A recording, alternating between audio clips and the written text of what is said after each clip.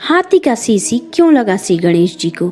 चलिए आज हम आपको ये बताते हैं। गज और असुर के संयोग से एक असुर जन्मा था जिसका नाम गजासुर पड़ा। उसका मुख गज जैसा होने के कारण उसे गजासुर कहा जाने लगा। गजासुर शिव जी का बड़ा भक्त था और शिव जी के बिना अपनी कल्पना भी नहीं करता था। उसकी भक्ति से भोले भंडारी गजासुर पर प्रसन्न हो गए, वरदान मांगने को कहा। गजासुर ने कहा, प्रभु आपकी आराधना में कीट पक्षियों द्वारा होने वाले विघ्न से मुक्ति चाहिए, इसलिए मेरे शरीर में हमेशा तेज अग्नि निकलती रहे जिससे कोई पास न आए और मैं निर्विघ्न होकर आपकी आराधना करता रहूं। महादेव ने गजासुर को उसका मनचाहा वरदान दे दिया। गजासुर फिर से शिव जी की साधना में लीन हो गया। हजारों साल की तपस्या के बाद शिव जी फिर प्रकट हुए और कहा, तुम्हारे तप से मैं प्रसन्न हूँ, तुम मनचाहा वरदान मांग लो। मैं फिर से प्रसन्न हूँ, बोलो अब और क्या मांगते हो? गजासुर कुछ इच्छा लेकर तो तप नहीं कर रहा था, उसे तो शिव आराधना के सिवा और कोई संपदा और कोई कामना नहीं थी। लेकिन प्रभु ने कहा कि वरदान मांगो तो वह सोच में पड़ गया। गजासुर ने कहा, वैसे तो मैंने कुछ इच्छा रखकर तप नहीं किया, लेकिन आप कुछ देना चाहते हो तो आप कैलाश छोड़कर मेरे उदर पेट में ही निवास करें। भोले भंडारी गजासुर के पेट में समा गए। माता पार्वती ने उन्हें खोजना शुरू कर दिया, लेकिन वह कहीं नहीं मिले। उन्हें विष्णु जी का स्मरण कर शिव जी को पता लगाने को कहा। श्री हरि ने कहा, बहन आप दुखी ना हो, भोले भंडारी से कोई कुछ भी मांग ले वो दे देते हैं। वरदान स्वरूप वह गजासुर के उदर में वास कर रहे हैं। श्री हरि ने एक लीला की। उन्होंने नंदी बैल को नृत्य का प्रशिक्षण दिया और उसे खूब सजाने के बाद गजासुर के सामने जाकर नाचने को कहा। श्री हरि स्वयं एक ग्वाले के रूप में आए और बांसुरी बजाने लगे।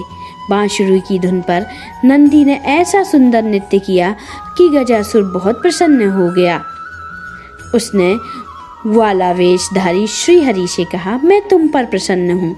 इतने सालों की साधना से मुझ में वैराग्य आ गया था। तुम दोनों ने मेरा मनोरंजन किया, कोई वरदान मांग लो। श्री हरि ने कहा, आप तो परम शिव भक्त हैं, शिव जी की कृपा से कोई ऐसी चीज नहीं जो आप हमें ना दे सकें, किंतु मांगते हुए संकोच होता है कि कहीं आप मना ना कर दें। श्री हरि की तारीफ से गजासुर स्वयं को ईश्वर तुल्य ही समझने लगा था। उसने कहा, तुम मुझे साक्षात शिव समझ सकते हो, मेरे लिए संसार में कुछ भी असंभव नहीं है। तुम्हें मनचाहा वरदान देने का वचन देता हूँ। श्री हरि ने फिर कहा, आप अपने वचन से पीछे न हटें। गजासुर ने धर्म को साक्षी रखकर हामी भरी तो श्री हरि ने उससे शिव जी को अपने उदर से मुक्त करने का वरदान मांगा। गजासुर वचनबद्ध था।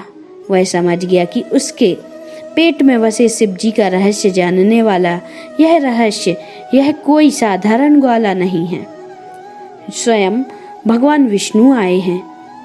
उसने शिव जी को मुक्त किया और शिव जी से एक आखिरी वरदान मांगा। उसने कहा, प्रभु आपको उदर में लेने के पीछे किसी का अहित करने की मनसा नहीं थी।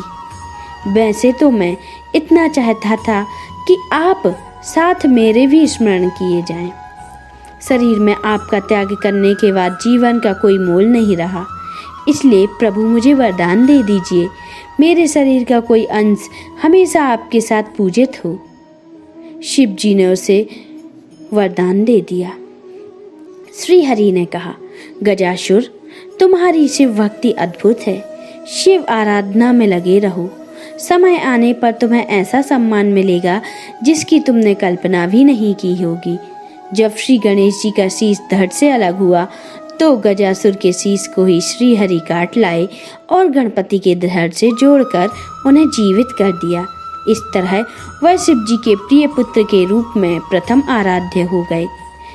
बोलिए जय श्री गणेश, जय शिव शंकर।